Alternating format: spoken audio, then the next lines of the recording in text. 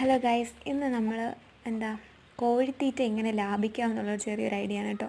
അതായത് നമ്മുടെ പറമ്പിൽ തന്നെയുള്ള കുറച്ച് ഐറ്റങ്ങൾ വെച്ചിട്ട് നമുക്ക് കോഴിത്തീറ്റ ലാഭിക്കുകയും ചെയ്യും. കോഴികളെ വയറും വീക്കും, അതുപോലെ തന്നെ വിരശല്യത്തിനും നല്ലതാണ്. അതുപോലെ തന്നെ കോഴിത്തീറ്റയെ ലാഭിക്കാം. അതെങ്ങനെയെന്ന് ചോദിച്ചാൽ നമ്മുടെ വീട്ടുവളപ്പിൽ തന്നെയുള്ള ഓമയ്ക്ക, അതായത് പപ്പായ ഉണ്ടല്ലോ, അത് നമുക്കിങ്ങനെ നല്ല പഴുത്ത പപ്പായാണ് ഇത് കൊണ്ടിട്ട് കൊടുത്താൽ ഇവർ നല്ല സ്മൂത്തായിട്ട് തിന്നോളും. കണ്ടില്ലേ, കഴിക്കുന്നുണ്ടല്ലേ? അപ്പോൾ അതവർക്ക് വിശപ്പടങ്ങുകയും ചെയ്യും. അതുപോലെ തീറ്റയും ലാഭിക്കാം നമുക്ക്.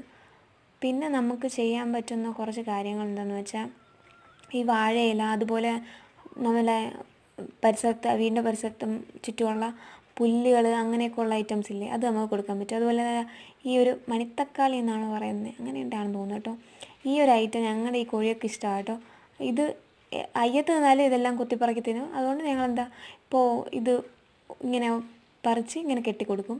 അപ്പോൾ അത് അവർ കഴിക്കും. അതുപോലെ തന്നെ ഇത് മത്തൻ്റെ ഇലയാണ്, അത് അരിഞ്ഞിട്ടും കൊടുക്കാറുണ്ട്. അതുപോലെ തന്നെ കെട്ടിയും കൊടുക്കാറുണ്ട്. അപ്പോൾ അവരാവശ്യാനുസരണം കഴിച്ചോളും. ഇത് നല്ലൊരു ഐഡിയ ആണ് കേട്ടോ. ഇവർക്ക് ഈ ഇല കഴിക്കുന്നതിലൂടെ വിരശല്യം കുറയുകയും ചെയ്യും. അതുപോലെ തന്നെ കോഴിത്തീറ്റയിൽ ലാഭിക്കാൻ പറ്റും.